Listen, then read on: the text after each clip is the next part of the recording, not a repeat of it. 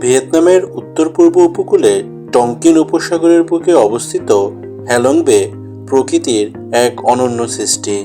নীলাভ সবুজ পানির উপর ছড়িয়ে থাকা হাজার হাজার চুনাপাথরের দ্বীপ ও দ্বীপিকা দূর থেকে দেখলে মনে হয় কুয়াশার মধ্যে ভাসমান কোনো প্রাচীন রূপকথা। এই সৌন্দর্যের জন্য হ্যালং বে শুধু ভিয়েতনামে নয়, বিশ্বের অন্যতম দর্শনীয় প্রাকৃতিক গন্তব্য হিসেবে পরিচিত। হ্যালং শব্দের অর্থ অবতরণ করা ড্রাগন। স্থানীয় লোককথা অনুযায়ী প্রাচীনকালে আকাশ থেকে নেমে আসা এক ড্রাগন শত্রুর আক্রমণ ঠেকাতে সমুদ্র ছড়ে দিয়েছিল অসংখ্য মুক্তা ও পাথর, যা পরিণত হয় হাজার দ্বীপ ও পাহাড়ে।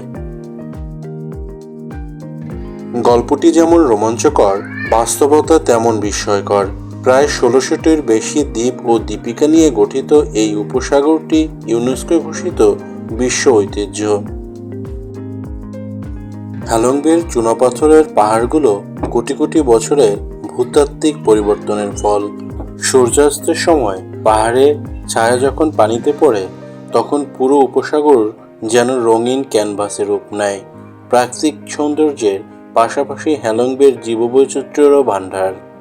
এখানে রয়েছে নানান প্রজাতির প্রবাল, সামুদ্রিক মাছ, পাখি ও শামুক। ভাসমান গ্রামগুলোতে বসবাসকারী জেলেরা প্রজন্মের পর প্রজন্ম ধরে সমুদ্র নির্ভর জীবনযাপন করছেন। প্রকৃতির সঙ্গে মানুষের সহাবস্থান কিভাবে সৌন্দর্য ও ভারসাম্য বজায় রাখতে পারে, হ্যালং বে যেন তার জীবন্ত উদাহরণ। এখানটায় নৌকা ভ্রমণে তাদের দৈনন্দিন জীবনের সঙ্গে পরিচিত হওয়া পর্যটকদের জন্য এক অনন্য অভিজ্ঞতা।